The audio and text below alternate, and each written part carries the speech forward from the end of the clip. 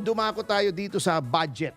Yes. Na di ba tinalakay natin noon maraming kapuitan. Apo.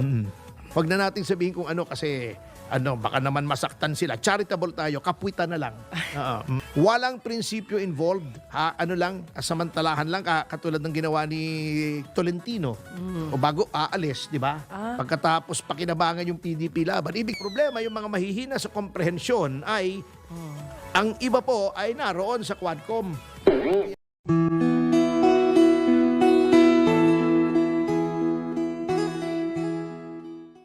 Article 14 ng ating Constitution Okay po. na ito ay dapat ang pinakamataas na budgetary priority, edukasyon. Kasi aanhin mo ang malakas na puwersa ng militar. Aanhin mo ang maraming highway, flood control, lalo na kasi walang silbi naman yung flood control. O Opo. aanhin mo ang maraming isda kung mangmang naman ang iyong mga kababayan.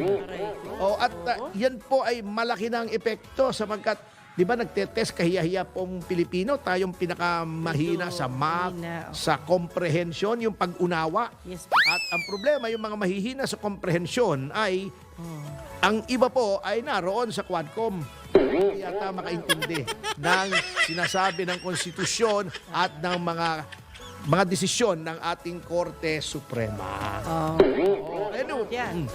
Anyway, ganito pa. Ito pa na natatawa ko doon sa ginagawa ng iba. Opo. Sinasabi nila, dapat daw ang gawin ng presidente, ayusin yung budget at dagdagan yung sa edukasyon. Yes. Hindi po pwede yun. Sapagkat ang Pangulo po ay Chief Executive. Ang GAA po, as the name states, General Appropriations Act.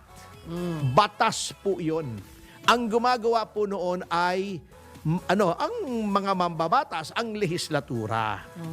Ang tanging check and balance lamang ng presidente pagdating sa legislation ay number one, kung ito ay ordinaryong legislation, hindi GAA. Pwede niyang i-veto. Ibig sabihin niya, hindi ko gusto itong pinasan yung batas. Hindi ko pipirmahan ito. Vetoed. In which case, maglalagay siya ng veto na parang liham, cover. Yes. Ibabalik niya yun sa legislatura. Oy, hindi ko nagustuhan tong batas na ginawa nyo, binivito ko dahil ilagay mo yung mga dahilan kung bakit ito ay vinito mo. Bakit?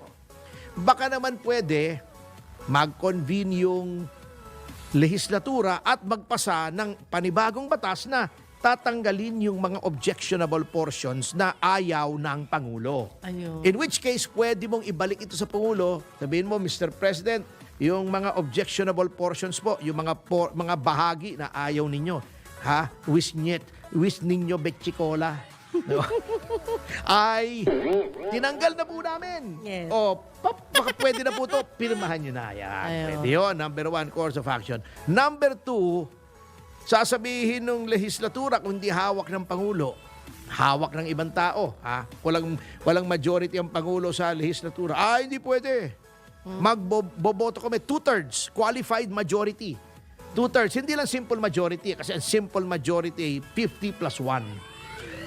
So halimbawa 200 sila o 101, okay na yon. Hindi po 2/3. Ano ba 2/3 ng 6 ng 200? 170 something yon Yung kasi ang 60% ng 160 o 120.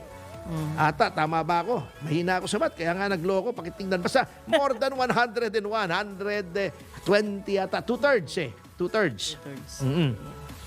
So, i-compute natin mentally. Magaling ako dyan, wag na. Parang Pasira ulo ko. 65, mga ganon. So mga 170. Kasi kung Kasi 2/3 basta malaki. diba? Teka madali yan Gawin natin yan. Kaya natin yan. Lagay muna natin sa kalkulador. Ayun. Yan. Calculator. Yan. Kung halimbawa 200 lang bakit na wala? Calendar ang lumabas Ano ba to? Calendar. Yan. Calculator. Kung times 2 divided by 3, di ba? So kung 200 na lang. 200 times 2 divided by 3 equals 133. 134 kailangan para ma-override yung veto. Ibig sabihin, kahit hindi pinirmahan ng presidente, ibinalik sa legislatura na may veto. May veto letter. Sabihin namin, hindi kami sang-ayon sa mga objections mo. Para sa amin, ayos na ayos yung bill na yan. Ayun. Magbotohan tayo. Pag naka 100, basta naka 2/3 silang majority, overridden yung veto, magiging batas yun. Ayun. Pero, hindi pa nangyayari ito. Hindi pa. Kasi nga, ang problema dito sa Pilipinas, yung presidente laging supermajority. Wala ritong party principles, yun ang malungkot dito except for a few. Tulad ng PDP laban ni Pangulong Duterte, may plataforma yan. Kaso mo yung iba, sumasali lang para ma-elect pagkatapos inaabandona na. Yan ang sad state ng party politics sa atin eh. Walang prinsipyo involved. Ano lang, samantalahan lang katulad ng ginawa ni Tolentino. O bago aalis, di ba? Pagkatapos pakinabangan yung PDP laban. Ibig sabihin, hindi siya naniniwala doon sa mga adhikain ng partido. Yan ang problema rito sa Pilipinas. At sad to say, majority ng ating mga politiko ay ganyan. Parang damit lang sa kanila yung partido na dapat, kung anong okasyon, yun ang damit. Pinapalitan nila araw-araw yung kanilang suot. Ayun. Pero attorney, pwede ho bang sumingit sa mga ganyan? Alam ba, si Presidente, meron siyang gustong isingit sa instead na veto. Pwede po ba yun? Hindi, yun nga, yung sa letter. Sa letter. Ilalagay niya itong mga portions kung bakit ayaw niya dun sa batas. Ayun, papaliwanag na lang. Yun ay ordinaryong legislation. Okay. Ibig sabihin, all or nothing. Okay. Padadala ko yung batas sa Pangulo, titignan niya kung okay sa kanya, pipirmahan niya, he signs it into law. Opo. In which case, it will become law after yung notice. May publication yan eh. In accordance with the law, with the pronouncement of the Supreme Court in Tañada versus Tuvera. Ayun. Hindi pwedeng walang publication. Kasi, di ba, may kasabihang ignorantia legis neminem excusat. Ayun. The ignorance of the law excuses no one. Pero, kung para mabigyan ng due process sa mga mamamayan, nilalathala yan sa official gazette, sa newspaper of general circulation, chu-chu-chu-chu, yan. Nilalathala yan para mabigyan ng pagkakataon ang lahat ng mamamayan na mabasa kung ano yung batas. Para hindi mo pwede sabihin, boy, hindi ko alam eh. Ayun. Okay. Halimbawa, merong batas pinasan na pag umutot ka sa publiko, ikaw ikukulong. Oo. Umutot ka. Sabi, inaresto ka, bakit? Umutot ka eh. Umutot ka eh, bawal. Bawal eh. May batas, hindi ko alam. Kung may publication, hindi mo pwedeng sabihin, hindi mo alam. Kasi after publication, everyone will be charged with constructive knowledge of the law. Kaya kinabasa mo kay hindi, since pinablish na namin, kasalanan mo na kung di mo nabasa. Maaring unfair sa iba, pero ganun po yun eh. Okay. Ngayon, dumako tayo dito sa budget. Na di ba tinalakay natin noon maraming kapuitan. Apo. Huwag na natin sabihin kung ano kasi baka naman masaktan sila. Charitable tayo, kapuitan na lang. Okay. Anyway, sa GAA ay pwede ang line veto. Ayun. O line item veto. Isang linya, isang item, pwede mo sabihin, eto ayoko to. Pero, yung mga hindi vinito, kasi ang GAA, ganyan kakapal pag nakita mo Dami. Di ba yung batas usually, mga ilang pages lang yun Opo. Etong GAA, lahat ng makinarya ng gobyerno hanggang sa liit-liitan, kaliit-liitan na mga gastos, pambili ng sabon, pambili ng walis, Naka-state pambili ng timba, ng map, nandoon. Okay.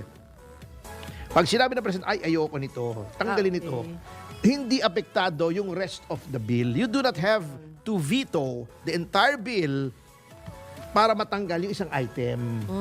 Ngayon, buti nga, alam nyo, minsan maganda may voice of sobriety dyan sa Malacanang May wisdom na katulad ni Executive Secretary Bersamin. Siguro, sinabi niya sa presidente, Mr. President, alam nyo, ang dami nagre-reklamo, kamoting kahoy yung budget na sinumiti sa inyo. Hindi naman budget ng Pangulo yun Katulad nga na sinabi ko, di ba, in fairness, may hinihingi siya. Opo. either dinadagdagan pa yung hinihingi niya o minsan binabawasan. Kamoting kahoy, huwag nyo munang pirmahan, tignan nyo muna. Ngayon, ano-ano ang mga pwedeng gawin ng Pangulo? Di ba? Mas malaki ang budget ng DPWH kasi siningitan ng dilihensyang flood control projects eh. Ha? Puro flood control, wala naman, giba naman at the slightest flooding. Yeah. Mm. Grabe. At yung flood control na yon na 200 something, almost 300 billion, billion to hindi milyon ang pinag-uusapan dito, billion na. Ang naging resulta noon ay mas malaki ang budget ng DPWH kesa sa education, which is unconstitutional. Patently unconstitutional po yan. Okay. Anong mangyayari? Kung tatanggalin niya yung flood control, ang mangyayari na, makukure na. Ito ipinyo ko lang naman makukure na yung depekto na mas malaki ang budget. Budget daw, French. Budget. Oo. Ng DPWH kesa sa edukasyon, mas lalaki na yung sa edukasyon. Pero, bagamat pwedeng magtanggal ang Pangulo, hindi niya pwedeng sabihin, uy, yung 300 billion, lagay natin sa iba. Hindi po niya pwedeng gawin yun. Hindi pwedeng transfer. Oo. Ang pwede lang niya gawin ay i-veto. Okay. Kung gustong transfer, either mag-agawa ng supplemental budget doon or sa savings, sa yung may mga savings yan eh. Opo. Yung hindi nagastos, pwedeng ang tawag doon ay i-realignment. I-realign. Ilalagay doon. Katulad niya, no? Di ba? Katulad yan, ang iyayabang natin, di ba? Nagsalita ang Pangulo, we will not give up 1 inch of our sovereignty. Pero yung modernisasyon, yung para makabili tayo ng mga modernong mga armas para sa AFP, from 50 billion, ginawan 35 billion. Dinawasan na naman. Parang sinabi niya, sige, hindi namin i-give up kahit anong teritoryo at pag sumugod kayo sa amin, ha? Kayong mga Chinese kayo, pag sumugod kayo sa Pilipinas, lagot kayo. Titirahin namin kayo ng tirador, sibat, Ano ba yan? sumpak. Ano yung laruan? Kaya nga ang yabang natin, lalaban tayo. Bago yung budget sa modernization, bababaan mo, yun. Wala Di din. batuhin mo, pukulin mo ng tirador. Bili ka ng maraming yung pebbles, yung katulad ng ginagawa sa garden, Opo. yung bilog, yung puti, di tiradurin mo Kawawa yung naman mga- tayo. Tawanan tayo na Di pa na, yan, marami sa tondo niyan. Kunin mo yung mga taga-tondo, pagpapanain nyo yung mga sundalo ng Chinese pag nag-invade. Kabukan yun. Marami namang pwede, di ba? Opo. Yung yung mga malanti na to, lagyan mo pa ng echas. Grabe. Para magtama sa mukha nila. Ew! Hindi mangyari yan. Talagang kabit ng Panginoon.